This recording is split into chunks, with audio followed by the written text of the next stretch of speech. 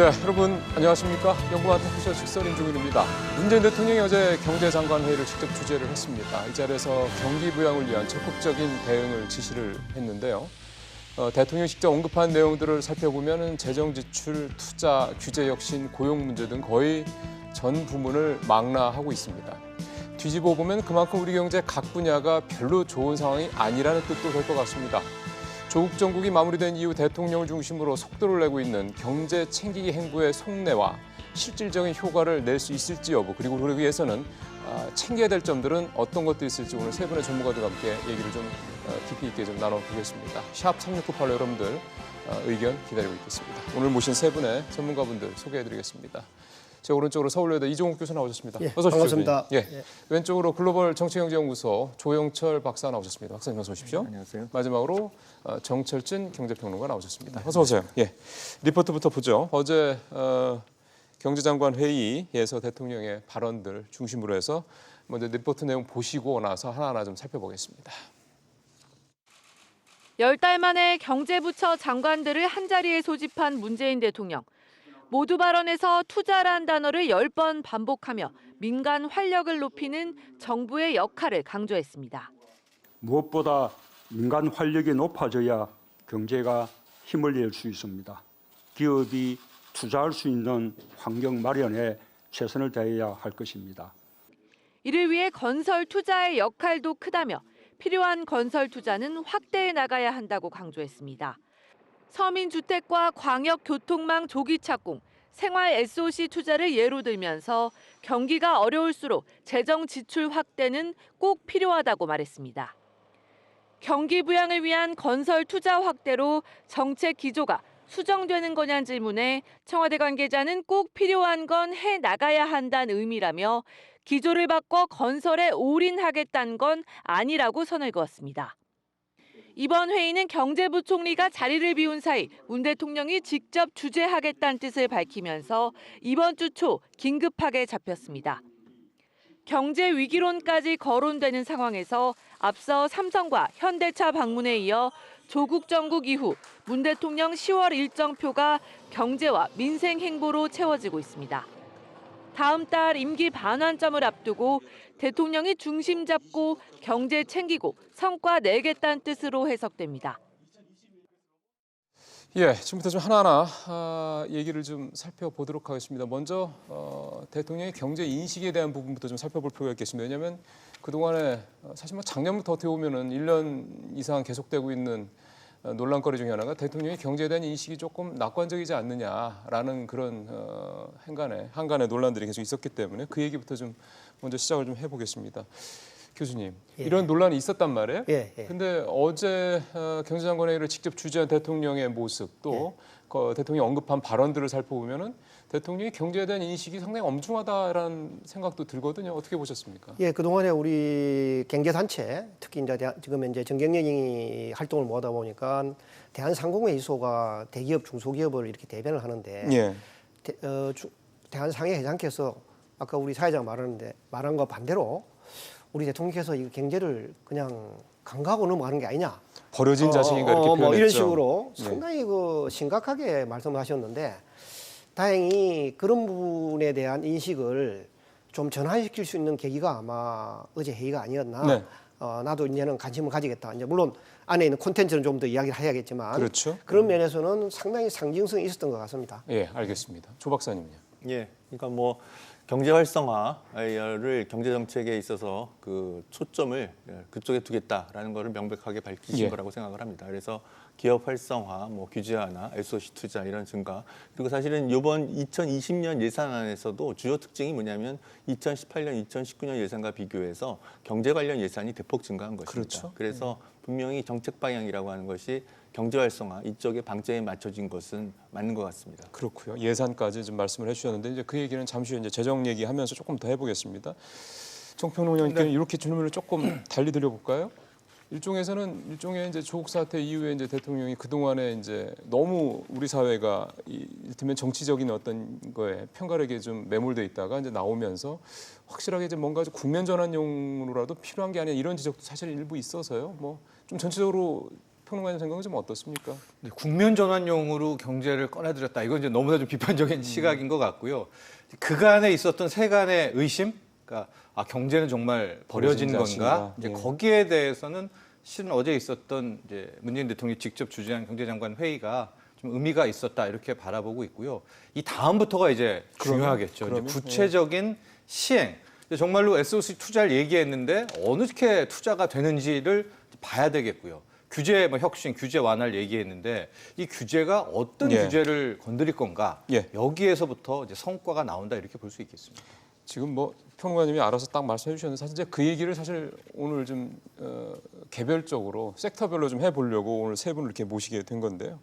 대통령 어제 발언 내용들을 좀 몇 가지로 좀 구분을 해서 지금부터 좀 조금 더 디테일을 좀 살펴보겠습니다. 재정 지출 얘기를 먼저 해봤으면 좋겠는데 어제 대통령이 재정 지출을 적극 확대하는 얘기를 좀 앞부분에서 해서 그만큼 이제 내년 예산도 이제 513조 물론 정부 아니긴 합니다만 그리고 최근에 뭐 어떻게 보면 이제 문재인 정부 출범 이후 처음으로 이제 세입보다 세출이 더 많아지는 시기에 어떤 확장적 재정을 이제 내년이 처음이다 이런 뭐 평가도 있고 해서요. 이 부분 얘기를 좀 해보도록 하겠습니다.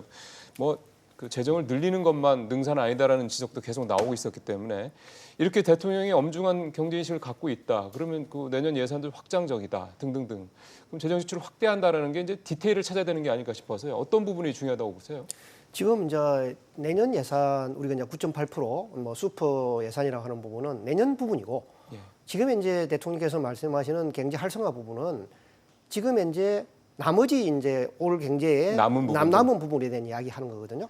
그러니까 지금 우리나라 예산 집행에서 보시면 한 68%, 한 70% 정도가 집행됐는데 상반기에 나머지 부분을 빨리 집행해라.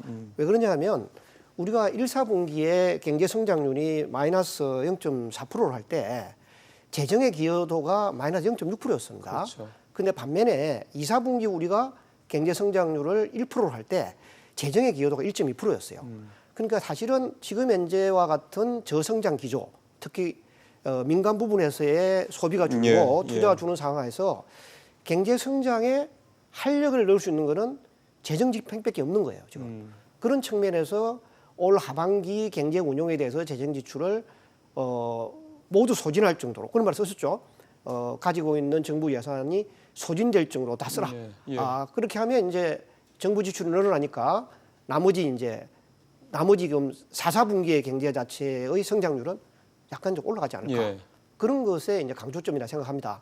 그런데 이제 디테일을 어떻게 가느냐는 이미 예산이라는 것은 정해져가 있는 거잖아요. 그건 정해져 있어서. 정해져 있기 때문에 이제 그건 어떻게 할 수가 없어요.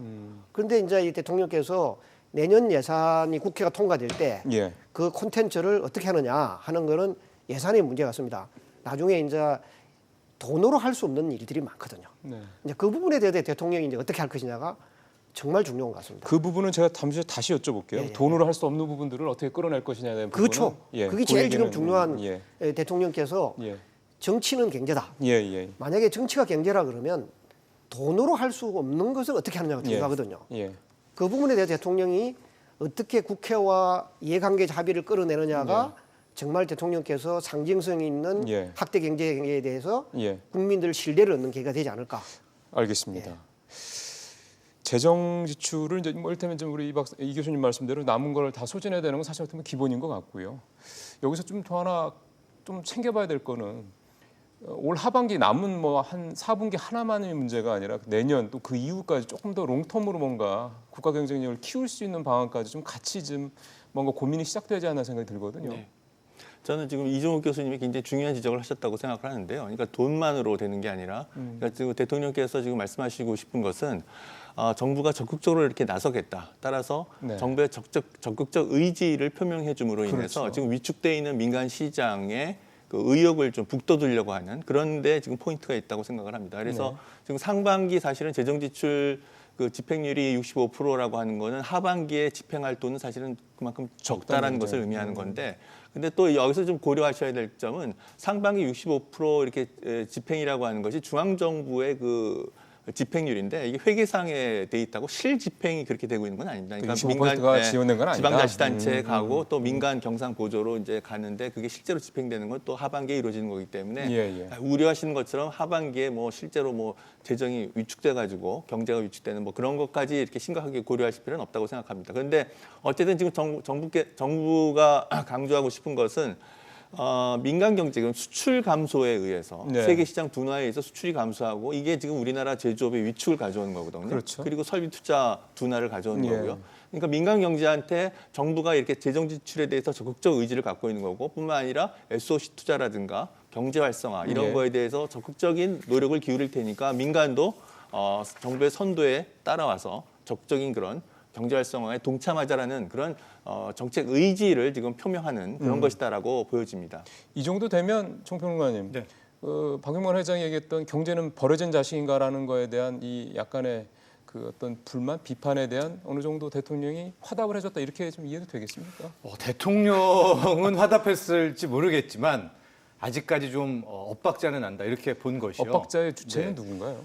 청와대와 어떤 그 다음에 어떤 코멘트 이게 무슨 얘기냐면 실은 뭐 문재인 대통령과 청와대가 우리 직서를 보는지 안 보는지는 모르겠지만 우리가 그 동안에 계속 얘기를 하면서 재정을 적극 재정을 해야 네. 되고 단기 몰핀이 필요하다는 얘기를 굉장히 많이 했지 않습니까? 네. 재정을 하는데 이번만큼은 복지 중요하지만 중장기적인 것보다 성과를 내는 게 예. 필요하다. 그러면서 우리가 그때 했던 얘기가 SOC라도 좀 해야 된다는 얘기를 했는데 딱 어제 문재인 대통령이 건설 SOC의 투자에 건설 대한, 투자인 얘기를 꺼냈단 말이죠. 그러니까 그만큼 지금 단기 몰핀 굉장히 빠르게 올리려는 걸 필요한 것을 모습을 보여줬거든요. 그런데 그 다음에 청와대는 또 이게 뭐 큰 틀의 기조 전환은 아니다. 뭐 있는 거 그대로 하는 것뿐이다라고. 그러니까 저는 왜 그런 얘기를 했는지 모르겠어요. 물론 역공이 있겠죠. 당장에 지금 댓글을 보면 아니 취임 초에나 정부 시작할 때는 땅 안 파겠다고 하면서 왜 또 지금 SOC 하냐 이런 그 지적 때문에 아마도 저런 이야기 청와대 관계자가 뭐 기조 바꾼다는 건 아니라고 말한 것 같은데 네. 저는 김이 확 빠집니다. 왜냐면 어제 분명히 대통령께서는 얘기를 했잖아요. 이제 앞으로 밀어붙인다. 그런데 갑자기 안 한다라고 저렇게 필요한 것만 한다라고 하면 민간 설비에서 우리 이제 조금 이따 그 심리 부분 얘기를 한다고 했는데 예. 들어갈까라고 하다가 아니네. 기조 바꾼 건 아니네. 그러면 안 들어가죠. 그러니까 계속 공공 세금만 나오고 이게 팍 불이 붙이려면 민간이 들어가야 되는데 왜 저렇게 이 대통령의 발언에 오히려 찬물을 청와대 관계자가 끼워줬는지 저는 어제 저 두 개의 상반된 멘트가 굉장히 좀 걸렸다 이렇게 볼 수 있어요. 아니 근데 건설에 올인하겠다. 건설만에 그냥 그러니까요. 올인하겠다. 그런 정도는 아니다. 경제 활성화를 네, 전반적으로 네. 하고 산업 중소기업 이런 데 전체적으로 활성화시키겠다는 거지. 예를 들면 뭐 박근혜 정부처럼 뭐 빚내사 집세라 정책처럼 막 이런 식으로 가는 건 아니다. 그런 걸 이제 좀 약간 예. 그 정돈하는 정도의 수준이라고 생각을 하고요. 예. 그다음에 경제는 이제 버려진 자식이다. 뭐 이 얘기를 사실은 대한상공회의소 회장님께서 말씀하셨거든요. 근데 박용만 그때의 그 맥락을 보면은 사실은 뭐 청와대나 대통령에 대한 불만을 제기한 것이라기보다는 국회에서 정치권에 대한 정치권 부분. 예. 전반에 대한 맞습니다. 뭐 조국 예. 정부 뭐 이런 거를 그냥 휩싸러 가는 예. 거 그거에 대한 것을 지적한 거지 뭐 꼭 그 청와대를 이렇게 집어서 지적한 것은 아니었다라고 저는 생각합니다. 예. 근데 사실은 뭐 정부가 그런 상황에서 역할을 제대로 못한 부분, 약간 반기한 부분도 분명히 아마 대놓고 얘기는 못해도 충분히 속내는 있었을까라는 그런 생각도 물론 듭니다. 어쨌든 답답한 상황이 좀 몇 달째 계속됐던 거는 사실이니까요. 재정지출 관련된 얘기를 좀 나눠봤고요. 건설 투자 관련된 얘기를 좀 아까 정평론가님 말씀을 하셨는데 올인은 뭐 아니다 이렇게 정평론가님 힘을 좀 뺀 게 아니냐는 말씀도 하셨지만 사실은 SOC 투자도 필요하죠. 안 할 수는 없는 거고 사실은 초창기 때보다는 SOC 투자도 분명히 늘지 않았습니까? 근데 이제 SOC 투자가 메인이 되는 부분, 그러니까 이게 핵심이 되는 부분은 조금 약간 과거 방식인 것 같고 이 재정 지출을 확대한 그게 구체적으로 야중에 국가 경쟁력을 좀 더 키우는 부분까지 고려한다면 좀 어느 쪽으로 좀 더 가야 될지라는 부분은 좀 한번 짚어봐야 될 것 같습니다. 이 교수님께서 보시기에는 무게가 어디로 좀 가면 좋을 것 같습니까? 우리나라가 대통령 중심제지 않습니까? 예. 대통령 중심제라고 하는 것은 사실 정부의 대통령께서 예산 배분과 인사라고 하는 두 개의 권력을 다 가지고 계신 그렇죠. 거예요. 예. 그렇기 때문에 대통령께서 어떤 뭘 하겠다라고 하면 예산과 인력까지 다 가지고 있기 때문에 정치까지 또 이게 그렇죠. 지배를 하잖아요. 그렇기 때문에 대통령의 어중이 마음속에 정치는 경제다. 그럼 정치를 하는 곳은 여의도입니다. 예. 그러면 이런 쪽과 어떻게 이 경제 문제를 풀어갈 것이냐는 기업인들에게 어떤 기대를 하게 하는 거죠. 기업인들이 지금 현재 정부 보고 돈 달라고 한 일은 없어요. 예산을 늘려달라고 한 일도 없어요. 그렇죠. 그렇잖아요. 뭐만 하고 있느냐, 기업인들은. 자, 정부가 이번에 이제 대통령 앞에서 고용노동부 장관이 이제 발표를 하고 하셨는데, 제가 볼 때는 저 자리에 이 레드 플렉, 객관적으로 뭔가 평가하는 이 교수들이나 좀 이런 평론가들이 좀 질문을 할 수 있는 기회를 줬으면 우리 대통령께서 훨씬 더 이 문제 의식을 많이 가지지 않았을까. 안 그러고 지금 이제 대통령이 발표된 내용을 보시면 계속 총론적인 이야기만 이야기하게 만든단 말이죠. 그래서 이 SOC 관련된 것도 사실 이제 문제는 SOC 한다고 과연 고용이 많이 늘어날까요? 왜 그러냐면 요즘 한번 보세요. 아파트를 건설하는 데 가면 사람들이 많이 보입니다. 그런데 SOC 건설하는 데 가면 장비만 보이고 사람이 별로 없어요. 그러니까 사람들이 SOC 투자해서 고용이 늘어난다. 분명히 뭐냐 하면 고용은 안 늘더라도 투자로 인해 가지고 성장은 이루어지겠죠. 네, 건설 투자도 늘어날 그렇죠. 테니까요. 그러니까 건설도 콘텐츠가 되게 중요해요. 그렇죠. 이를테면 건설 가운데서도 정부가 하는 SOC가 있지만 민간이 하는 공장을 짓는다든지 등등 할 때는 이 파급 효과가 대단하죠. 거기에 있는 부품, 소재, 장비 같은 게 들어가니까. 예. 그래서 정부가 어떤 식의 재정 투자를 할 것인가 하는 것은 상당히 저는 중요한 것 같습니다. 이제 콘텐츠를 보고 우리가 이야기해야 되니까 좀 기다려봐야죠. 예. 그 결국 이제 뭐 저희가 투자하고 규제 혁신 얘기까지는 묶어서 안 할 수가 없습니다. 어제 대통령도 분명히 민간 활력을 끌어올려야 된다라는 부분에 대해서 여러 번 이제 중요한 얘기를 했기 때문에 그렇게 좀 보는 건데요. 좀 앞서 이 교수님이 문제 제기를 하셨던 것처럼 돈으로 할 수 없는 부분에 대한 뭔가 변화가 있어야 된다는 말씀도 하셨고 이제 그 얘기를 조금 더 들어가 보죠. 투자 규제 문제 또 돈으로 할 수 없는 것들 정부가 이번에 어떤 카드들을 내놔야 되는지에 대한 얘기를 좀 해보죠. 조 박사님께서는 어떤 좀 생각을 갖고 계십니까? 예, 일단 청와대 1기 장하성 정책실장으로 이제 상징되는 그때 약간의 좀 발언들이 있었어요. 근데 그 뭐냐면은 SOC 투자는 이제 충분히 한 것 같다. 그래서 이제 문재인 정부는 SOC 투자는 이제 뭐 과거 정부보다는 좀 적게 하고 줄이고. 그래서 사실 실제로 2018년 예산에서 SOC 예산이 많이 줄고 그랬어요. 그랬죠. 그러니까 민간 경제한테 문재인 정부는 SOC 투자 뭐 이런 거는 뭐 이렇게 중요하게 생각하지 않는다라고 하는 이런 인식들이 사실 좀 퍼진 게 있고요. 이런 것 바람직하지 않다라고 지금 판단을 내린 것 같습니다. 그렇죠. 그래서 이런 민간 경제에 확산돼 있는 인식 구조를 바꿀 필요가 있다라고 판단을 했고 그리고 실제로 2020년 예산 편성에서 내용에서 봐도 그렇고요. SOC 예산을 대폭 많이 증가시켰고 늘었어요. 그러니까 예. 이제 정부 정책 기조가 장하성 정책실장이 얘기했던 그런 거와는 상당히 바뀌고 있다. SOC도 이제 굉장히 중요하게 생각할 거고 건설 투자도 앞으로 적극적으로 늘릴 테니까 예. 민간 경제도 정부의 이런 정책 의지를 감안해서 이제 적극적으로 나왔으면 좋겠다라는 그런 의사를 표명하는 것이다라고 생각합니다. 저는 이런 정책 신호를 민간 경제에 주는 거 이건 굉장히 중요한 것이다라고 생각하고요. 올바른 방향이라고 생각합니다. 지금 제조업의 고용 감소라고 하는 것은 수출 감소에서 제조업 고용 감소가 계속 지금 이루어지고 있는데 이거는 지금 수출 시장이 뭐 어떤 근본적인 변화가 있지 않는 단기간 내에 해결될 수가 없거든요. 맞아요. 그러니까 예. 이런 걸 보완하기 위해서 SOC라든가 서비스 산업 이런 것들을 육성하고 그런 정책적 의지를 표명하는 것은 저는 시장한테 굉장히 좋은 신호를 제시하는 거라고 생각을 합니다. 예. 정평론가님은 네. 어떻게 보세요? 저도 문재인 대통령이 건설 투자 확대한다는 발언을 뭐 굉장히 저도 단기적으로는 필요하다고 계속 주장을 했었고요. 아까 이종학 교수님이 이제 두 가지로 나눠가지고 뭐 고용까지 활성화된 SOC 또 아니면 효과가 좀 떨어진 SOC 이렇게 나뉘었다고 말씀하셨는데 어떻게 됐건 내년 뭐 예산을 보면 작년 대비 지금 70% 이상이 SOC 비중이 나가고 있거든요. 예. 이렇게 정부 예산도 편성이 되면 민간도 따라 붙습니다. 그러면은 어떻게든 성장률 측면에서 이제 굉장히 긍정적이고 좋고 좀 이제 잘 된 것 같아요. 근데 이제 아까 전에 그 다음 멘트가 이제 올인 아니다라는 그 부분인데 그게 이제 국민들이 좀 싫어하는 레토릭인 거예요. 그 앞부분을 보면은 기조는 그대로다라는. 그러면 이제 아까 그 심리적인 돈으로 살 수 없는 심리적인 부분인데 민간 섹터의 민간 건설 혹은 민간 자본이 이제 대통령이 발언을 했단 말이죠. 이제 바뀌는구나. 1, 2년은 밀어붙이겠구나라고 준비를 하다가요. 갑자기 기조는 그대로. 그러니까 저 말을 해버리면은 이게 아닌가? 또 몇 번을 더 예. 의심을 하게 되고 알겠습니다. 문재인 대통령의 다음 한 두 번 정도는 더 SOC 이야기를 해야 그때 뛰어드니까 안 그래도 시간이 없는데 왜 저렇게 이제 투보이스 같은 느낌을 내느냐 이제 저 대목이었던 거죠. 예. 대통령이 전 단기 전환하는 거는 그렇게 비난한 일은 지금 아니라고 봅니다. 알겠습니다. 근데 우리 정철진 평론가에 관련된 그 말씀하신 내용 가운데 우리가 하나 좀 짚고 넘어가야 될 하나 있는 것 같아요. 대통령께서 10번 이상 투자를 강조하셨잖아요. 사실 경제학적에서 투자라고 하는 것은 이 두 가지 이중 효과라는 게 있기 때문에 우리가 경제학에서 가르칠 때 투자를 진짜 강조를 많이 합니다. 네. 투자는 미래의 어떤 생산 능력을 이루는 거기도 하지만 두 번째 가운데는 투자를 함으로써 근로자가 새로운 기계, 새로운 시설을 하면 노동 생산이 올라가는 거거든요. 또 그러면서 또 뭐냐 수요 측면에서는 수요를 창출하는 거예요.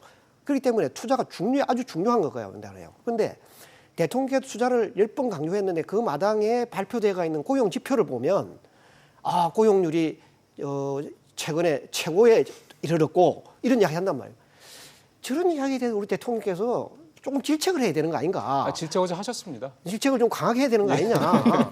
우리 대통령께서 주변에서 막 사람들이 그러잖아. 우리 대통령께서 너무 사람이 착하셔가지고 그런 거 아니냐 하는 건 다른데 그런 거를 좀 진면목이 진짜 우리 고용시장이 어떻게 있는가.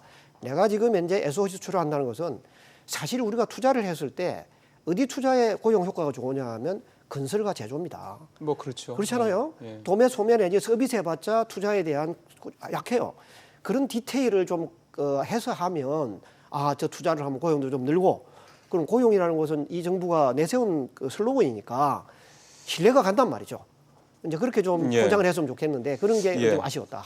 그 기조 발언에 대해서 상당히 민감하게 말씀을 하시는데 이제 이걸 이렇게 봐야 된다고 생각을 합니다. 그러니까 정부가 분명하게 친기업적인 태도 그리고 경제를 활성화시키려고 하는 그런 그 정책 기조의 변화를 가져온 건 사실이죠. 그런데 이걸 또 너무 하면은 사실은 또 여기에 대해서 약간의 의구심을 갖고 있는 그 사회 세력들도 있는 거거든요. 그럼요. 예를 들어서 노동 존중 사회는 그럼 이제 폐기된 건가? 그런 재벌 개혁과 관련된 공정 경제는 이제 안 하는 건가? 뭐 이런 또 정책적 의심을 하는 그런 국민들도 계시니까 그거는 아니다. 재벌 개혁, 공정 경제 정책, 노동 존중 사회 정책 이런 기조는 유지를 한다. 그러나 지금 경제가 굉장히 위축돼 있기 때문에 경제 활성화 이런 거에 좀 더 방점을 찍겠다 이런 정도로 해석을 하시면 될 것 같습니다.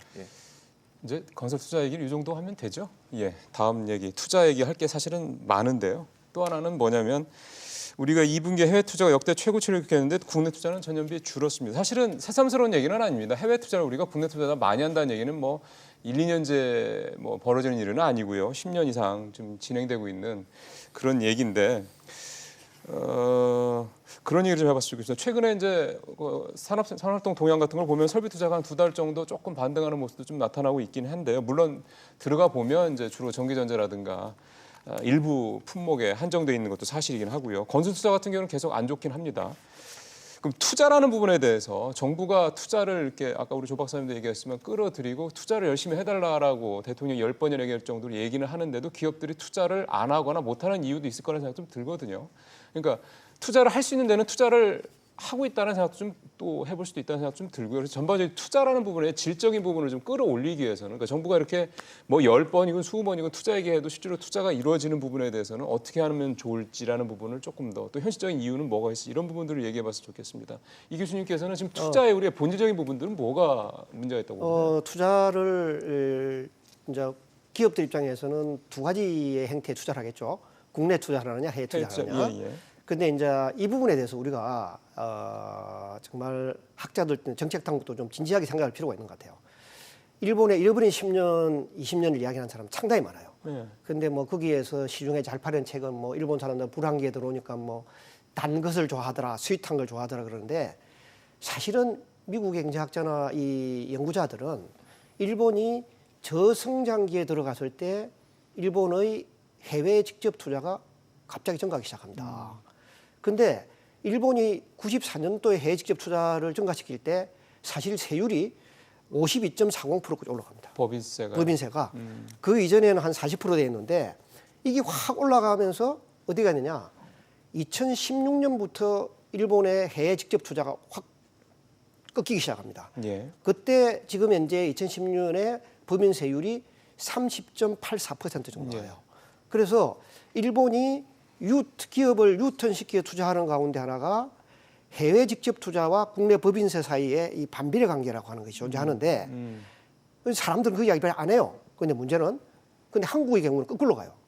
한국의 경우에는 2015년도 정도까지 이 해외 직접 투자 증가하는 게 2015년도 꺾입니다. 예. 꺾일 때 우리나라가 그 법인세가 22%였어요. 예, 그때가 그랬죠. 그런데다가 2018년부터 우리가 2018년부터 17년부터 8년부터요 법인 25% 올라가요. 올랐죠. 그런데 일본의 경우에는 2015년하고 2016 사이가 2005년이 34.86 가까이 돼서 2016년에 약 3%를 떨어뜨리거든요. 예. 3% 사이에 일본의 해외 직접 투자의 추이가 꺾인단 말이에요. 그런데 우리는 자꾸 뭐냐 하면 기업들에게 우리 대통령이 하고 싶은 이야기는 자 경제는 심리다. 심리라고 하는 것은 뭐냐? 기업은 사실은 돈 벌기 위해서 하는 거죠. 돈을 못 벌면 뭐 기업 자체는 파산나는 거 아닙니까? 돈을 벌어야 근로자를 채용하고 이익을 내는 거다 이거야. 그럼 이 사람들은 돈 버는 데 대해서 상당히 민감해요. 그런데 내가 좀 이익이 없지만 세율을 깎아준다. 그럼 3% 이익이 생기는 거지 않습니까? 그래서 이 심리를 살리려 그러면 우리 세금 관련된 것도 일본이 잃어버린 20년 자체를 이 만회할 때 아베 정권에서 세율을 그 사람들은 54% 관련된 거를 예. 30몇 프로 내준단 말이죠. 우리도 법인세를 이런 내리는 쪽을 그렇죠. 검토해야 될 게 아니냐 이 그런 말씀이시죠? 것도 우리가 좀 예. 제가 말하는 것은 이 정부가 재정 지출을 늘리는 것도 있지만 정부가 가지고 있는 제도 개혁 예. 이런 부분에서 법인세도 하나 생각할 필요가 있고 예. 제가 좀 이따가 뭐 저만 말하면 안 되니까 제가 노동개혁이나 교육개혁 돌려 예, 그거는 그때 가서 다시 예, 얘기를 예, 하겠습니다. 지금 이 교수님이 이제 법인세 인하 부분을 좀 말씀을 좀 하셔서요.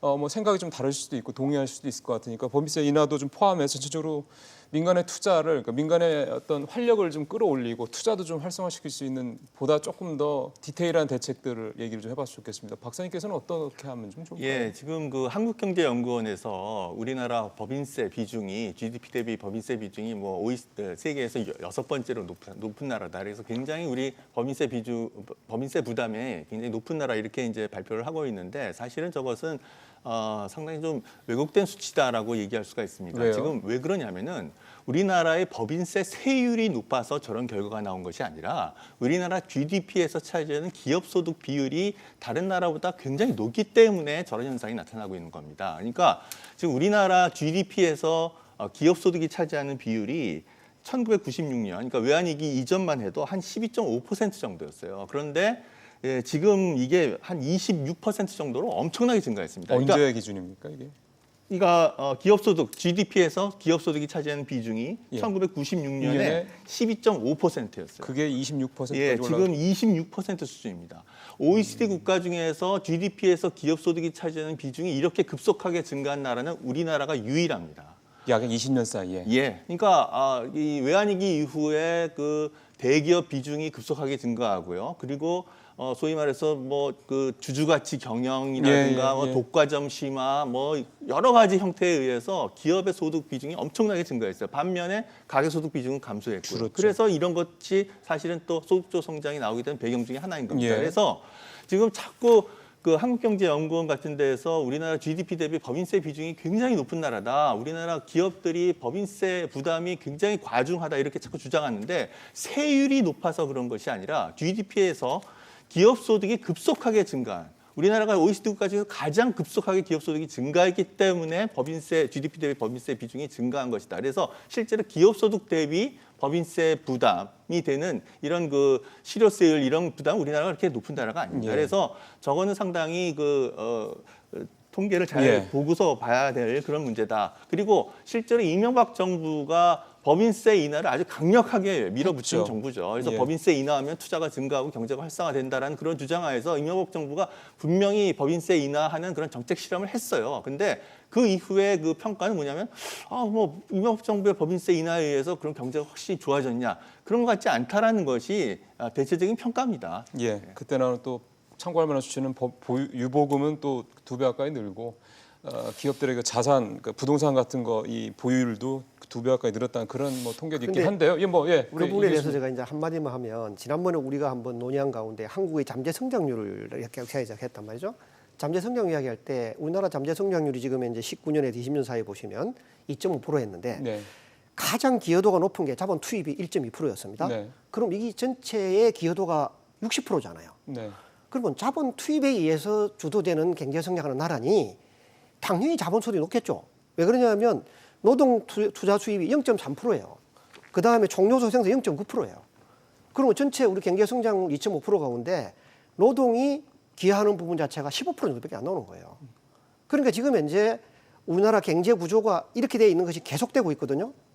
제가 지금 좀 이따 이야기하려고 꼭 하고 싶은 이야기는 한국의 노동 고용을 증가시키려고 그러면 경제 성장률에서 자본 투입의 비중 자체를 좀 줄이고 노동이 기여하는 쪽으로 가는 거를 어떻게 할 것이냐. 예. 제가 요 근래 대외비인 중국 학자들하고 우리 한 3시간 정도 넘는 토론을 했어요.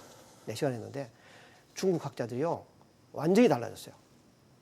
그 사람들 입에서 나오는 이야기가 3시간 반 동안 끊임없이 지난 10년, 앞으로 10년 동안 중국은 고부가가치로 가지 않으면 노동시장은 존재하지 않는다. 노동시장에 고용은 없다는 식으로 하는 거예요. 네. 정말 잘 생각해 봐야 돼요. 우리나라에 있는 학자들이나 많은 사람들은 지금 노동 분배율을 가지고 그러는데 왜 분배율을 하자냐 이거야. 노동의 기여도가 높으면 되는 거예요. 그런데 경제 성장률 하는데 자본 투입 1.2%인 거예요. 그럼 1.2%면 자본이 많이 가져갈 수밖에 없잖아요. 근데 미국은 거꾸로거든요. 미국은 노동의 투입 비율 자체가 50% 가까이 나오는 거예요. 반면에 자본의 기여율은 낮고. 그러니까 경제 성장 구조를 어떻게 가져가야 될 것인가에 대한 논의를 아까 우리 대통령 모두에 이런 이야기를 했다 그러는데 저는 경제 성장의 원동력 부분에서의 구조적 변화를 하지 않으면 정말 우리나라에서 좋은 양질의 예. 일자리 차지하는 게 결코 쉽지 않다고 저는 생각해요. 우리가 노동생산성이 선진국들에 비해서 상당히 낮잖아요, 또. 떨어진다 예. 얘기는 많이 하는데 왜 그렇게 우리가 선진국들에 비해서 노동생산성이 떨어지고 노동 어떤 그 가치가 예, 예, 예. 낮다고 봐야 됩니까? 우리가 이제 보통 노동 생산성을 이제 측정할 때 학술적으로 이야기하는 것은 가장 엄밀한 노동 생산 측정할 때 예. 노동 근로자의 수를 가지고서 이제 부가가치로 나누는 거거든요. 그러면 노동 생산이 올라 그러면 분모에 있는 L이 커지면 분명히 노동 생산이 내려갈 겁니다. 그런데 그렇죠. 한국의 경우는 뭐냐? 한국은 지금 현재는 인구가 줄진 않아요. 근데 우리가 경제 활동력으로 좋은데 분자에 있는 부가가치 창출액 자체가 적다는 거예요. 그러니까 고부가가치를 내는 이 산업 자체가 적은 거죠. 그러니까 네. 여기 보시면 반도체, 그다음에 이런 체의 그런 어떤 반도체가 부가가치가 높거든요. 네. 근데 반도체 생산하는데 원가의 95%가 장비예요. 네. 인력 차지하는 비용은 전체 원가 가운데서 한 1.2% 정도밖에 안 돼요. 네. 그러니까 반도체 산업을 육성하면 실제로 뭐냐면 노동 집약적이 되는 자본 지역되는 거죠. 그러니까 그렇죠. 노동 생산성 올라가요. 왜? 노동은 적게 들어가는데 부가가치는 큰 게 나오잖아요. 예. 그 대신에 전체 부가가치 창출해서 자본이 차지하는 비율이 비용이 높으니까 작은 거죠. 예. 자본이 더 많이 몫을 예, 가져가는 예, 예, 거잖아요. 예, 예. 그럼 뭐냐? 문제는 반도체 설계 능력이 이제 고부가치거든요. 예. 반도체 설계 능력 가보면은 우리나라도 뭐냐? 영국의 ARM 같은 데 사와야 된다. 예. 노동 생산성을 끌어올려야 된다는 부분에서는 뭐 누구나 다 같은 얘기를 하는 건데요. 현실적인 부분이 또 있는 거고요. 네. 정평론가님 뭐 어떻게? 저는 일단 이제 법인세는 논의를 안 했으면 좋겠다. 현 시점에서 이제 이렇게 말씀드리고 싶은 게요. 이제 문재인 정부가 딱 반해 왔잖아요. 근데 여기에서 법인세를 건드려서 만에 하나 낮추는 뭐 이렇게 나오게 된다면 문제가 뭐냐면, 그러니까 낮춰서는 안 된다는 게 아니라 현재 우리의 적극 재정의 핵심이 법인세입니다. 정부 재정에. 만에 하나 여기서 지금 법인세 깎아주면은 문재인 정부 다시 출범 초기에 가서 다시 원점에서 이거 다시 짜야 돼요. 이거 복지 예산 감당할 세력이 없거든요. 그러니까 저는 일단은 그건 너무 큰 얘기니까 그거 건드리면 완전히 다 뭐 틀을 흔들어야 되니까 일단 저는 뭐 알겠다라고 일단 뒀으면 좋겠고, 아까 이종욱 교수가 한 얘기를 하면서 제가 얘기를 풀어가자면 지금의 저는 문제점이 뭐냐. 왜 시장에게 신뢰를 못 주면서 예. 정부의 돈이 마중물이 못 되느냐. 이게 언밸런스에 있다고 보는 게요. 가령 이제 노동 생산성이 필요한 산업이다. 뭐 공장이다. 그럼 당연히 노동 개혁이나 노동 시장 유연성이 있어야 생산성이 올라갈 거 아닙니까? 근데 노동 생산성이 필요한 데에서는 그 작업을 못 하고 있어요. 그러니까 52시간 나와서 지금 또 티격태격하니까 그냥 돈만 투입하고 끝난단 말이죠. 반면에 자본 생산성이 필요한 곳이다. 뭐 핀테크라든가 뭐 아니면 서비스 산업이라든가 의료라든가 금융이라든가 여기 아니면 공유경제라든가 예. 여기는 또 말은 하는데 실제적으로는 완전히 디지털 3법 지금 뭐 통과도 못 되고 지금 뭐 이건 국회 문제이긴 하지만 제3인터넷은행 완전히 우리가 원했던 뭐 매기 미꾸라지도 다 아닌 채로 끝나버리고 아직도 서비스 산업 기본발전법 이거 한 10년 넘게 지금 뭐 있고요. 그걸 통과하자는 게 말자는 게 아니라 풀어야 되잖아요. 그러니까 노동 생산성이 높아야 될 때에서는 노동 생산성 떨어지고 있고요. 네. 자본이 역할을 해야 예. 될 때는 또 규제에 막혀서 자본도 힘을 못 쓰고. 그러니까 민간의 이 돈들이 아유 그냥 현금 보유고다, 현금이다. 그러니까 이런 행태이기 때문에 여기든 저기든 뭐 하나를 끊어내야 신뢰도 나오고 그래야 이제 민간 주머니에서 돈이 나올 수 있겠다 이렇게 보고 있습니다. 정부가 뭔가 이렇게 자꾸 얽히고 설켜 있는 부분들을 제대로 끊어내질 못하고 네. 뭔가 기업들한테 돈이 있든 없든 간에 뭔가 투자를 하게끔 네. 마음을 갖게끔 못하고 있다. 이제 이 말씀이신 거죠. 그렇죠. 신경제에서는 구경제 메커니즘을 쓰고요. 구경제에서는 앞에 신경제에 대한 메커니즘을 쓰니까 해당은 뭐 생산성이 양쪽이 다 떨어지는 이제 그런 모양새입니다. 그거를 정부만 가지고 우리가 비판을 할 수 있을까 싶습니다. 국회에 분명히 함께 해야 될 것 정치권 문제도 같은데 있고요. 야당 현재는 문제도 있고요. 우리의 흐름이 뭐 대통령제이기 때문에 역시 정부의 영향을 받는다고 볼 수가 있겠죠. 뭔가 좀 소통이나 통합의 어떤 그런 의지가 좀 더 필요하다 이 말씀이고요. 사실 우리 대통령께서 현대자동차를 가신 기사가 나오던데 상당히 우리 대통령께서 가셔서 그때 브리핑했던 내용을 보면 우리 대통령께서 생각을 좀 달리 하실 거라 생각해요. 왜 그러냐면 현대자동차가 자율주행차 같은 정도로 해서 대단히 투자를 하는데 한국에 투자한 거는 그 가운데서 진짜 5% 정도도 안 됩니다. 왜 그러냐? 자율주행차라든지 등등의 이제 소프트 AI인데 예. 한국 지금 조육이 배출하고 있는 AI를 할 수 있는 이 인력 자체는 서양에 비하면 얼마 안 되는 거예요. 그러니까 사실 이제 고부가 가치로 가려고 그러면 고부가 가치를 만들 수 있는 인력을 공급해야 되는데 아까 이제 우리 정철진 평론과 마찬가지로 구경제에 적합한 인력을 만들었던 교육제도를 이제 신경제에 맞는 교육제도로 과감하게 전환시키지 않으면 그렇죠. 정말 어렵다. 그래서 대통령께서 기업이 투자하게 하려고 그러면 야 당신들 기업이 투자에 필요한 인력 걱정하지 마. 국가가 교육제도를 바꿔서 해줄 거마. 이렇게 해야 되거든요.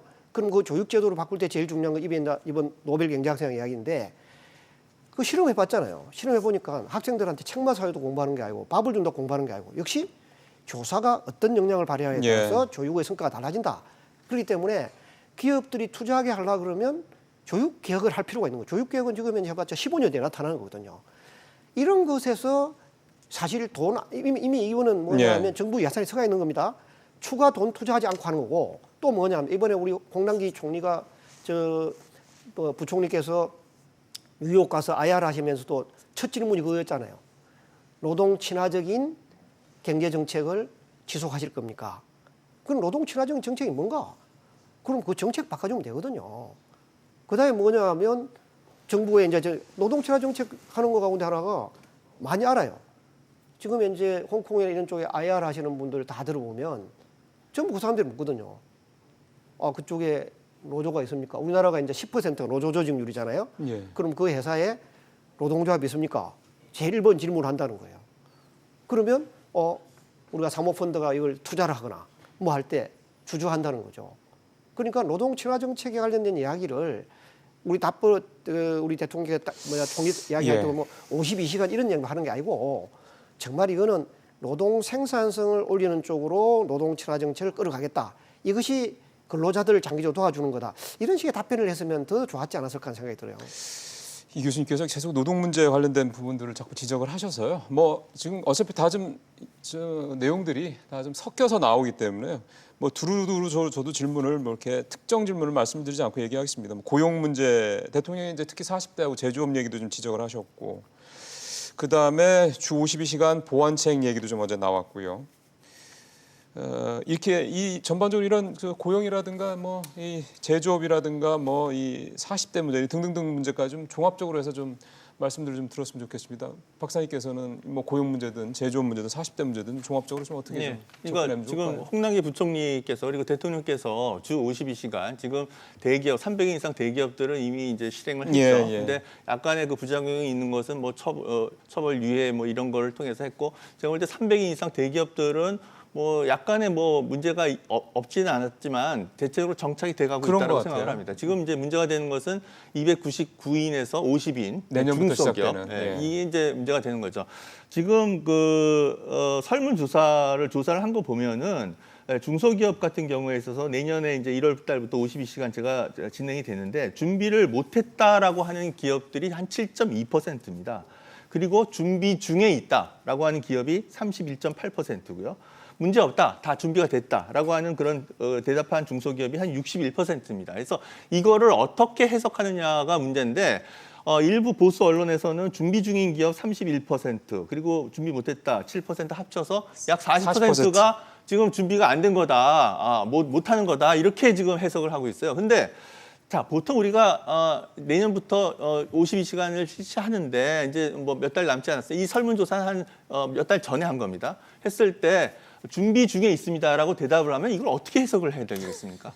제가 볼 때는 아직 완비는 안 됐지만은 내년 1월 달 목표를 해서 하기 위해서 준비 중에 있다라는 것은 긍정적으로 해석할 수도 있는 거예요. 그런데 네. 실제로 준비가 안 됐다라고 대답한 기업이 한 7%니까 이 7% 기업은 진짜 내년 1월 달 되면 문제가 생길 수 있는 가능성이 있는 거죠.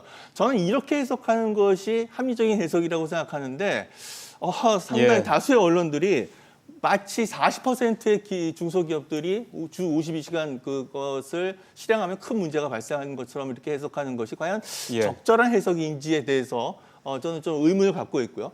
그럼에도 불구하고 현 정부는 지금 이것도 지금 문제가 될 수 있으니까 보완책을 보완하겠다. 마련하겠다는 겁니다. 근데 문제는 이 보완책을 마련하려면 사실은 법 개정 사항이에요. 그렇죠. 그래서 법 개정 사항을 정부는 추진하려고 하는데 국회가 협조를 지금 하지 네. 않고 있는 겁니다. 사실은. 그래서 국회가 이 문재인 정부의 경제 정책을 비판만 하지 말고 이런 거와 관련해서는 좀 적극적으로 협조하는 태도를 보여줘야 된다라고 생각을 합니다. 기승전 국회네요. 오늘 여러 가지 얘기들이 나옵니다. 사실 주 5일제 시작할 때도 그때도 뭐 나라가 망한다는 얘기 많이 나왔었습니다. 근데 그렇지 않지 않습니까? 한 7년 걸리긴 했지만 정착을 했고 지금은 뭐 누구나 다 웬만하면 사실은 뭐 다라고 할 수는 없으면 웬만하면 주 5일 근무의 제 혜택을 받고 있는 상황이니까 어떻게 보면 주 이 52시간 근무 체제도 결국 이제 그런 일부 조금의 불협화음은 있겠지만 결국 정착되지 않겠냐. 그게 그리고 주 52시간을 하겠다라는 게 세계 최장 우리 근로 시간을 줄이겠다는 목적인 거잖아요. 제가 우리 조 박사님 하는 부분에서 사실 제가 딱 한 가지만 코멘트를 하고 싶은데요. 예.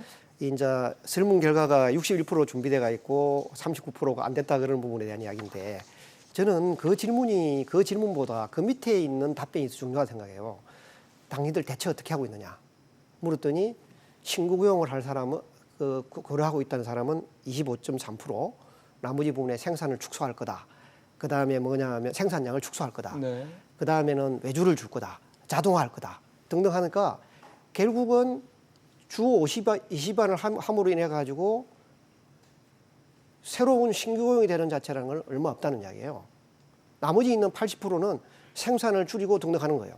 그게 특히 이제 이게 뭐에 맞물려 있느냐면 저성장 기간하고 맞물려 있는데 제가 왜 이걸 자신 있게 이야기하느냐면 제가 2012년, 2013년 때 정부의 요청에 의해서 대비로 예. 한번 조사를 해본 일이 있어요. 뭘 조사를 하신 거죠? 주 68시간을 52시간으로 두면 어떻게 할 거냐 때, 네. 딱 했더니 중소기업 가운데서 고용을 늘리겠다고 하는 사람은 15% 정도 온 것 같아요. 전부 한 네.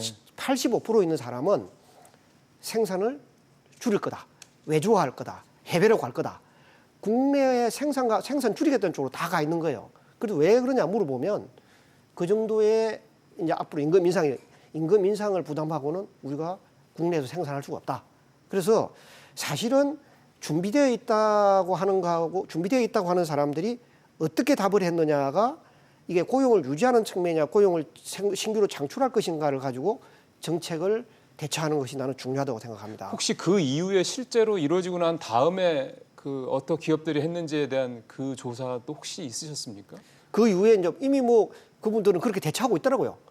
2013년도에 보니까 이미 대처하고 있어요, 기업들이. 왜 그러냐면 주 68시간 52시간 간다는 이야기가 하루 이틀 놓은 게 아니에요. 아니, 그러니까요. 예. 장시간 노동으로 인해 한국에 문제 많다. 예. 뭐 한국에 있다 가지고 이미 기업들 경우에는 이 법 자체가 앞으로 몇 년 그때 해보니까는 2013년도에 조사했을 텐데 예. 이 부분이 52시간까지 갈리는 시간이 얼마 걸리겠느냐 물었더니 3년에서 5년 걸릴 거다 그러더라고. 그때 기업인들이 예측하고 있는 게 네. 하도 그때가 이슈였거든요. 예. 주 50시간을 하겠다라는 게 이제 말씀하셨던 우리가 워낙에 근로를 많이 하는 나라이기 때문에 그거를 기본적으로 줄여서 소위 말하는 이제 예전에 손학규 대표가 됐던 뭐 저녁에 있는 삶을 만들겠다, 생활의 질을 삶의 질을 높이겠다는 목적 분명히 있고요. 또 하나는 이제 일자리를 좀 늘려보겠다는 분명히 이거 목적도 있었을 겁니다. 근데 지금 기업들의 뭐 얘기들은 그렇게 실제로 일자리를 늘리는 기업들이 그렇게 많지는 않을 것이다라는 말씀도 좀 있으셨고요. 물론 기업들이 일자리를 늘리지 않는 이유 중에 하나는 뭐 또 비용 때문에 또 향후 경기에 대한 불안감 때문에도 분명히 있을 거고요. 주 50시간 얘기까지 좀 저희가 얘기를 좀 나눠봤고요. 이 30대, 40대 고용 문제, 제조업 문제 이걸 어제 대통령이 지적을 했거든요. 그거에 대한 대통령의 인식은 저희도 사실 이 프로그램을 통해서 여러 번 정부 고용 정책의 사각지대가 30, 40대고 제조업이다 이런 얘기를 했기 때문에 상당히 좀 현실적인 부분과 좀 이제 맞닿아 있다는 생각이 좀 들더라고요. 예.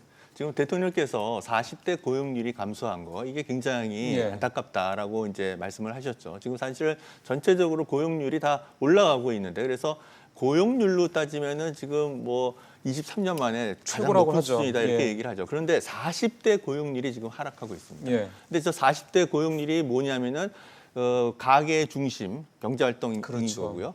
지금 제조업이 지금 고용이 감소하고 있습니다. 네. 그러니까 지금 수출 감소에 의해서 제조업이 타격을 받고 있고 여기에 지금 40대의 우리 그 핵심 가장들, 예. 가장들이 지금 그 고용 자동차 산업이라든가 뭐 이런 데서 지금 고용이 축소되고 있는 거죠. 그렇죠. 이것이 이제 해결이 되는 거예요.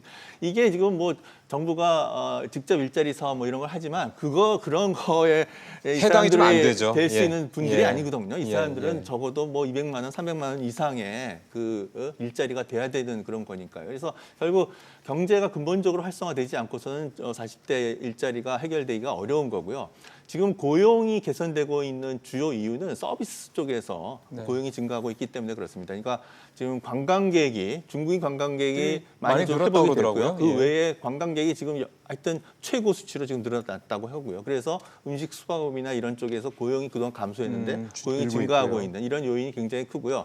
60세 이상 노인 일자리도 증가하고 있는데 그건 사실은 인구가 증가하기 때문에 일자리가 증가하고 있는 거라고 봐야 됩니다. 근데 사실은 제가 좀 우려하고 있는 것이 있는데요. 전체 취업자 수 증가보다 17시간 미만의 고용 초단기에, 증가가 더 예. 큽니다. 맞습니다. 그래서 사실은 지금 단기 그 근로자들이 급속하게 증가하고 네. 있는 거 이것이 지금 전체 고용 증가를 주도를 하고 있는 것이 네. 이게 좀 조금 심각하게 봐야 될 부분이다. 그래서 지금 고용의 양은 증가하고 있는데 고용의 질이 과연 좋아지고 있느냐에 대해서는 조금 더 지켜봐야 될 측면이 있다. 그래서 상용고가 증가하고 있는 것 그리고 임시고 그다음에 일고가 줄고 있는 것 그래서 고용의 질이 개선되고 있다라고 이렇게 보시는 분도 있지만 저는 단시간 예, 근로자가 예. 너무 많이 증가하는 맞습니다. 거 이것 때문에 고용의 질이 지금 반드시 증가하고 있다 이렇게 보기는 어렵다고 봅니다.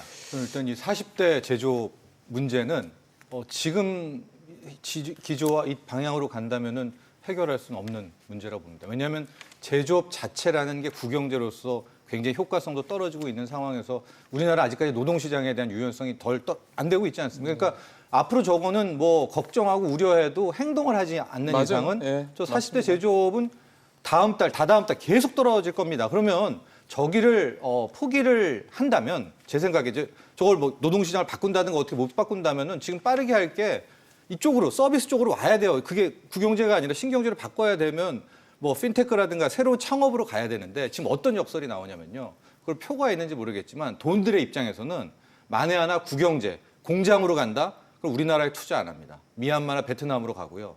그럼 이제 새로운 신경제, 뭐 공유경제니 뭐 예. 금융업은이 뭐냐 이건 또 어디로 가냐? 중국이나 미국으로 갑니다. 그쪽으로 그래서 아마 맞죠. 투자액으로 보면 우리나라의 투자액 대비 해외 뭐 투자액 보면 다 해외로 갈 수밖에 없는 게 입맛대로 가게 되면 우리가 뭐 하나는 잘해야 되잖아요.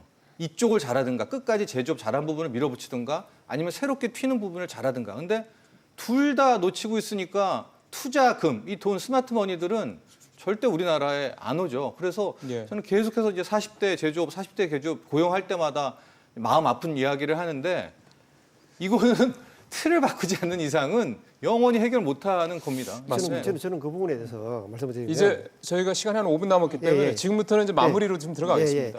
제가 이제 이 주제가 대통령께서도 고민하고 있고 우리가 여기 직설에서 저도 고민하는 문제고 안타깝게 생각하는 부분인데 저는 이 부분이야말로 대통령께서나 국회에서 얼마든지 지금보다 악화되는 거 제일 중요한 거는 악화되는 걸 막는 것도 중요하잖아요.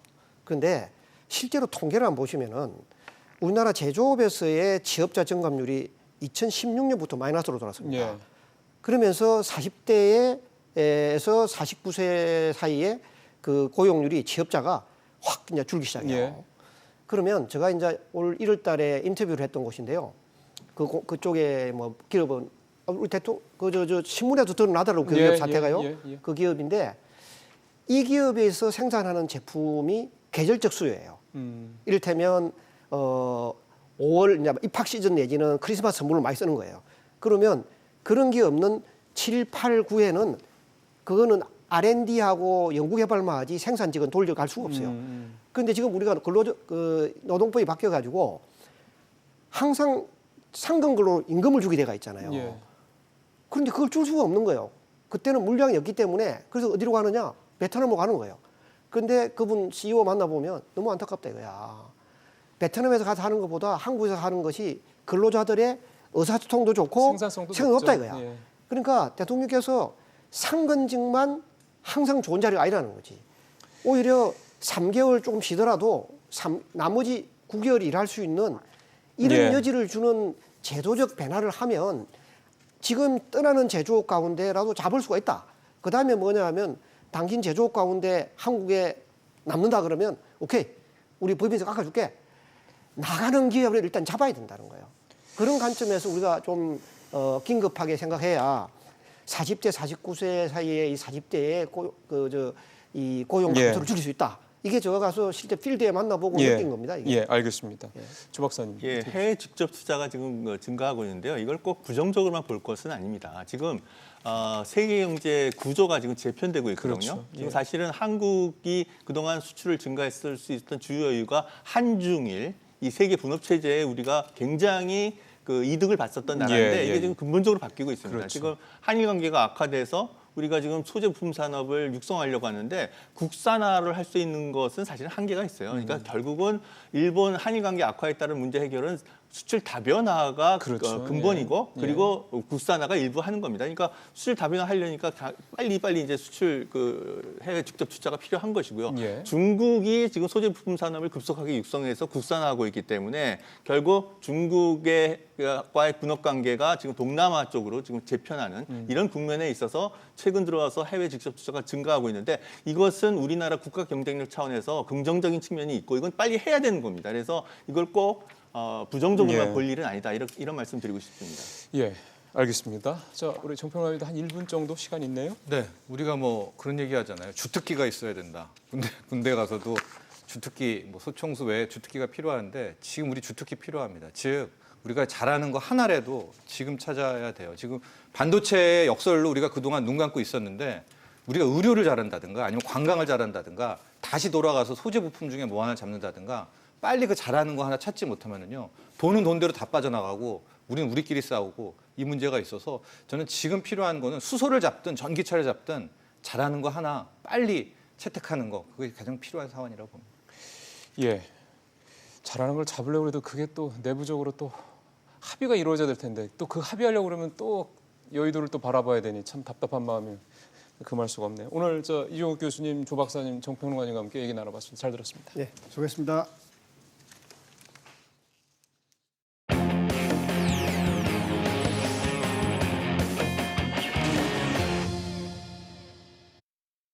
예, 어제 대검찰청 국정감사가 있었습니다. 윤석열 총장이 나왔고요. 그 국감 전부터 이제 지난 2월이었죠. 저 윤 총장 그 임명 당시에 인사청문회 때 여야 간의 입장과 그러고 난 다음에 이제 조국 사태 이후에 여야 간의 입장이 또 어떻게 바뀌었을지 또 그런 거에 대해 궁금해하는 그런 지적도 좀 많았습니다. 어제 여러 가지 얘기들이 나왔습니다. 잠시 후에 최선의 평론가와 함께 대검의 그 국감 얘기를 중심으로 해서 이슈 따라잡기 이어가도록 하겠습니다. 윤석열 검찰총장은 조국 전 법무부 장관 관련 수사를 지휘하는 한동훈 반부패부장, 패스트트랙 관련 수사를 지휘하는 박찬호 공공수사부장 등 대검 참모들이 배석한 가운데 국정감사에 임했습니다. 역시 조국 전 장관 관련 수사에 질문이 집중됐습니다.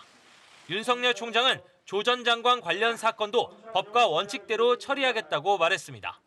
저희들은 좌고우면하지 않고 어떠한 사건이든지 원칙대로 처리해 나가고 있고 앞으로도 그렇게 할 생각입니다. 조 전 장관이 물러났으니 윤석열 총장도 수사 관련 책임을 지고 물러나야 한다는 동반 퇴진론은 일축했습니다. 여권 일각과 지지층 사이에서는 윤석열 동반 퇴진을 주장하는 사실을 알고 계십니까? 언론 보도를 통해서 봤습니다. 저에게 부여된 그 일에 대해서 제가 법과 원칙에 따라서 충실히 할 따름입니다. 패스트트랙 관련 수사를 놓곤 다시 여야 간 설전이 벌어졌습니다. 고발된 의원이 많은 자유한국당 소속 여상규 법제사법위원장은 수사가 부적절하다고 주장했고, 패스트트랙 관련 고소 고발은 순수 정치 문제가 사법으로 둔갑되어 있습니다. 사법도 정치에 관여하면 안 됩니다. 민주당 표창원 의원은 여 위원장이 부적절한 말을 한다고 비판했습니다. 이번 국감 내내 사실은 우리 법사위원장께서 현재 검찰 수사 대상인 국회법 위반, 그 패스트트랙 저지 관련된 그 사건에 대한 압력성 발언을 무척 자주 많이 하셨습니다.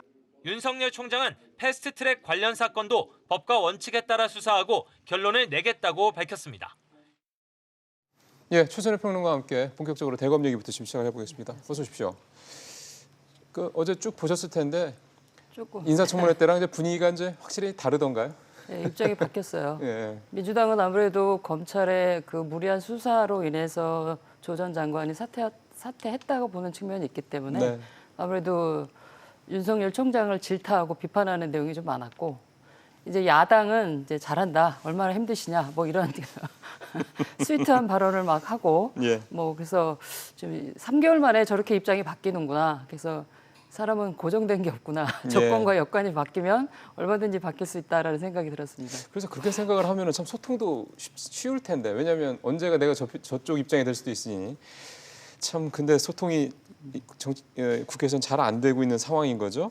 근데 예. 수사기관을 앞에 두고 사실 각각의 헌법기관들, 국회의원들이 그렇게 일희일비하는 모습을 보이는 것, 그거는 사실은 이렇게 가야 될 방향은 아니에요.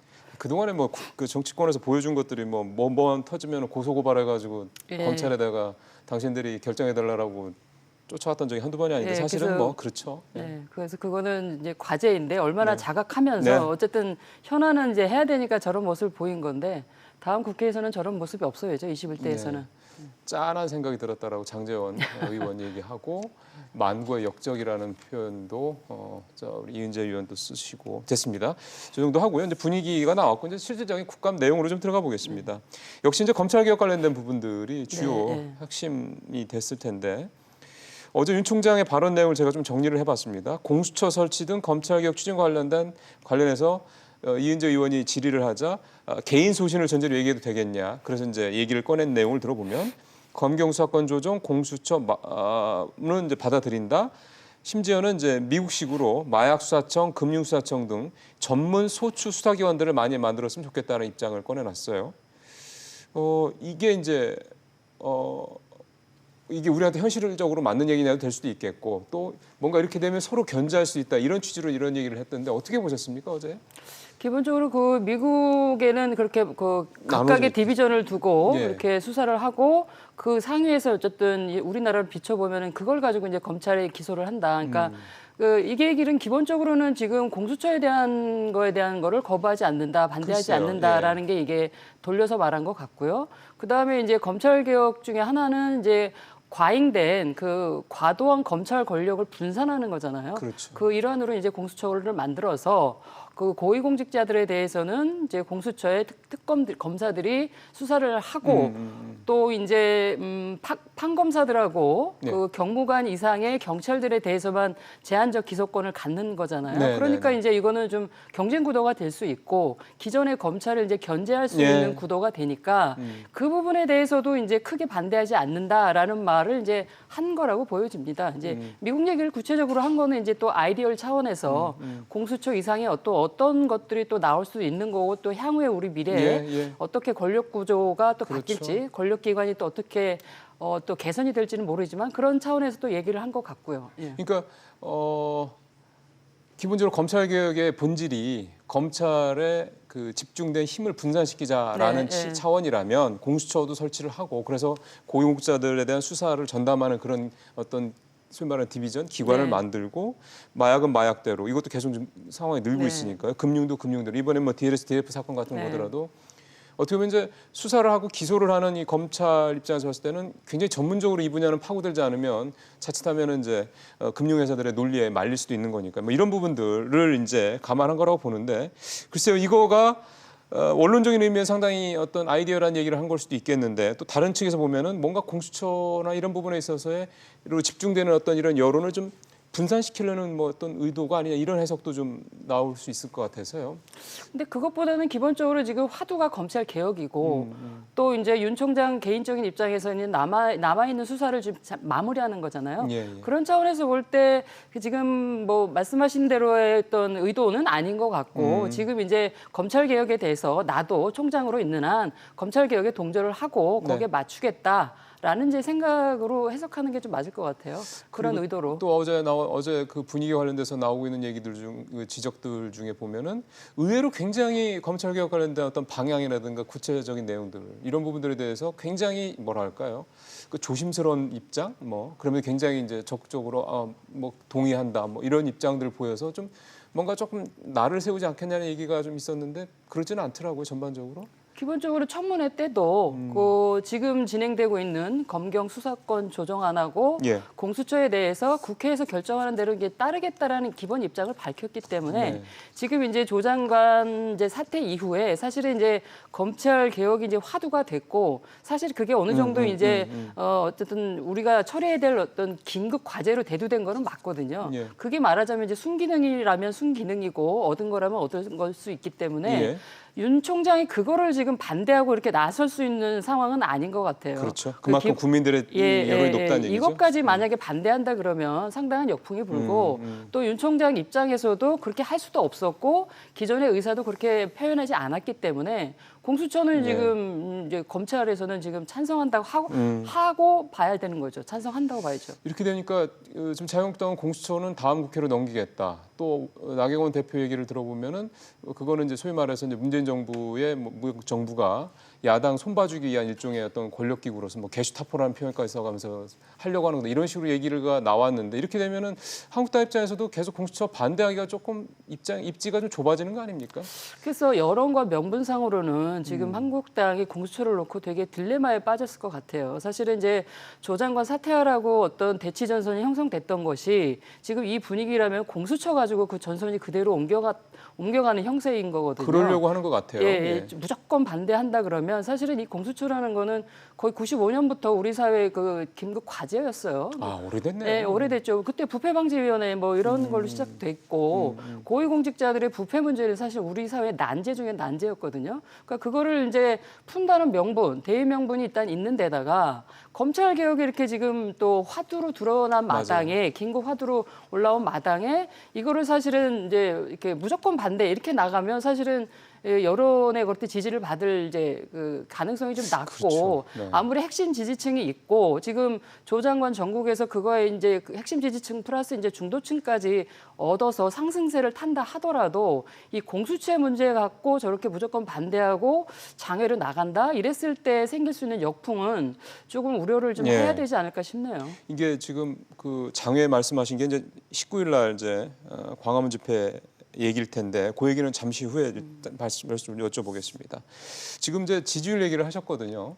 사실은 이제 조국 정국이 이제 막빠질 때만 해도 확실히 중도층의 분위기가 이제 한국당 쪽으로 옮겨가는, 소위 말하는 이제 민주당 입장에서 봤을 때는 민심이 이반되는 것들이 수치상으로도 분명히 드러났죠.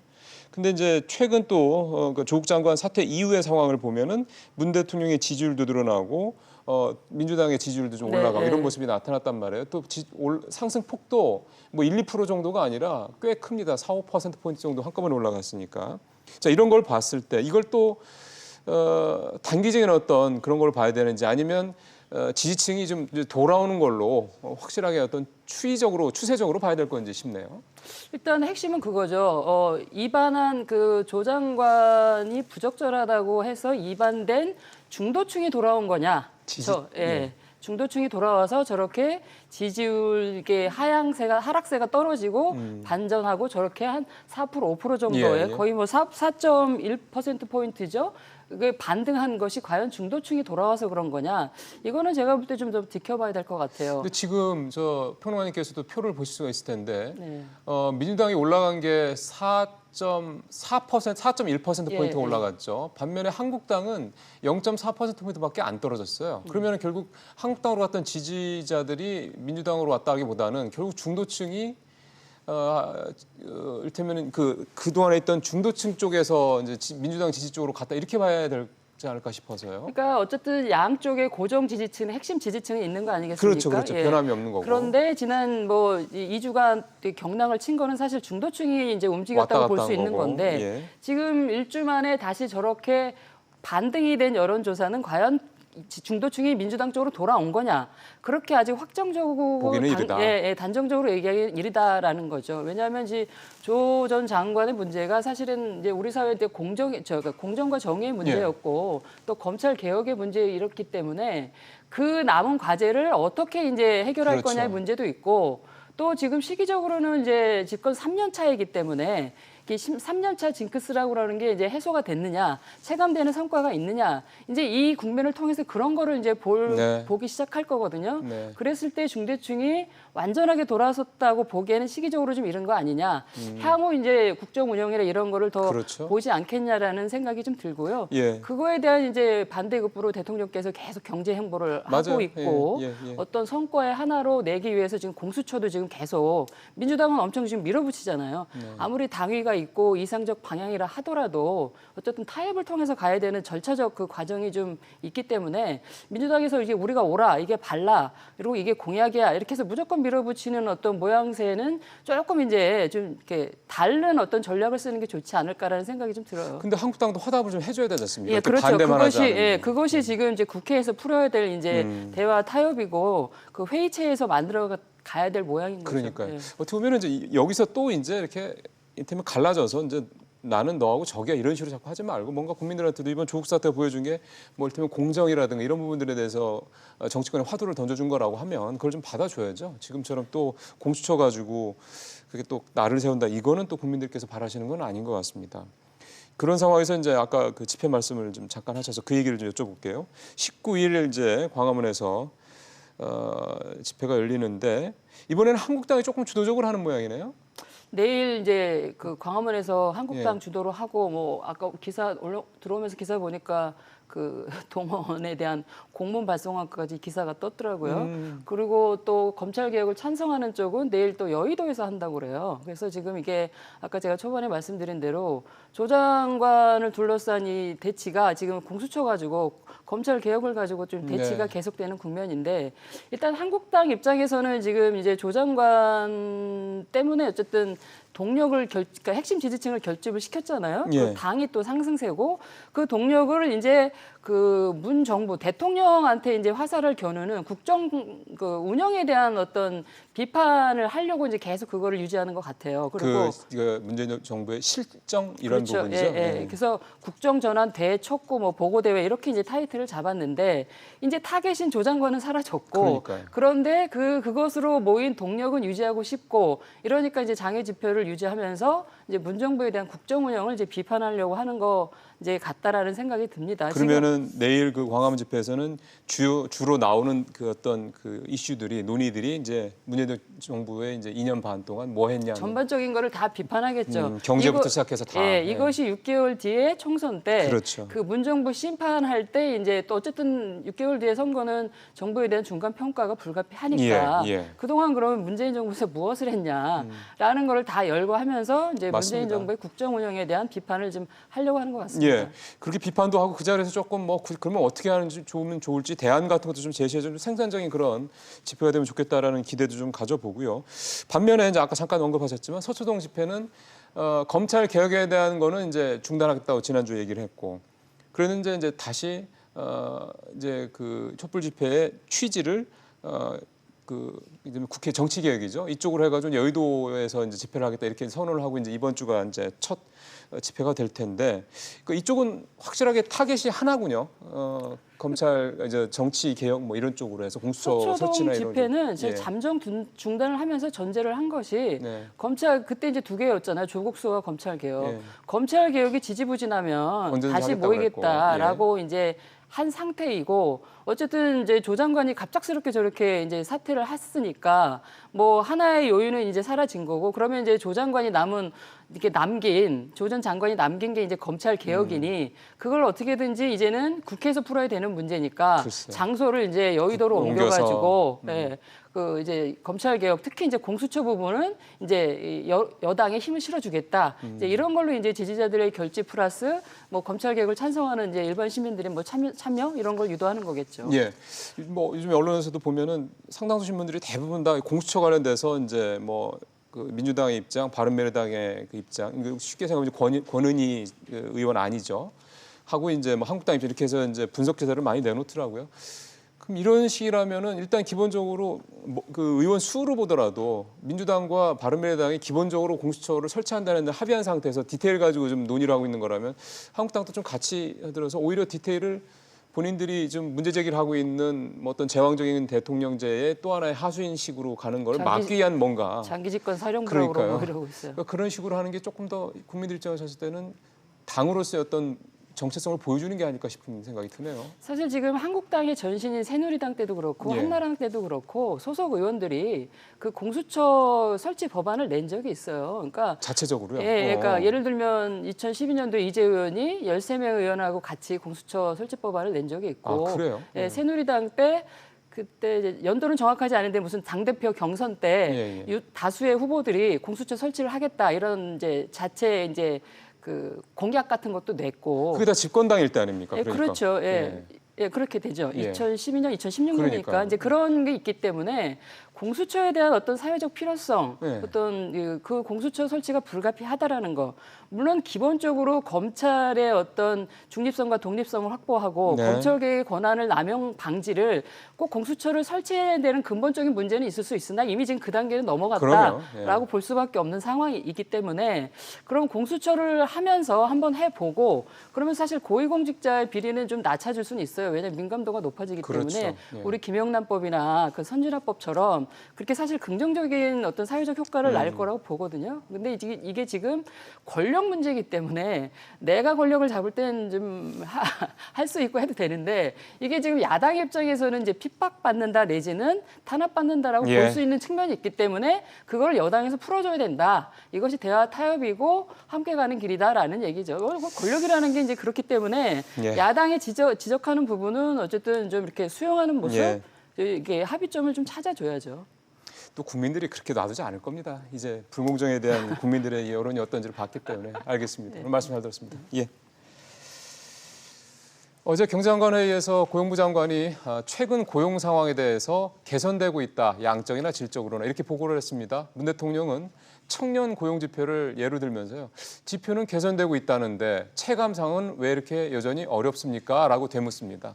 그리고 통계와 현실이 이렇게 다른 이유를 분석해서 대응 방안을 검토하라, 이렇게 고용부 장관한테 직접 지시를 했죠. 대통령의 지적은 비단 고용부에만 해당되는 건 아닐 겁니다. 기획재정부 등 어제 회의에 참석했던 모든 경제부처에게 공통적으로 주문한 요구일 겁니다.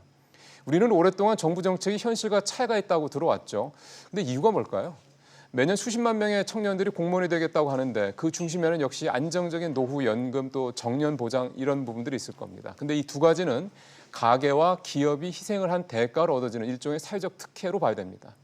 조국 사태를 통해서 우리 사회가 불공정에 대해서 얼마나 비판적인지를 확인을 했습니다. 우리 경제에 대한 엄중한 상황 판단은 높은 자리에 있느냐가 아니라 내가 이 사회에서 얼마나 혜택을 받고 있느냐를 자각하는 데서 출발해야 된다고 봅니다. 직설 마치겠습니다.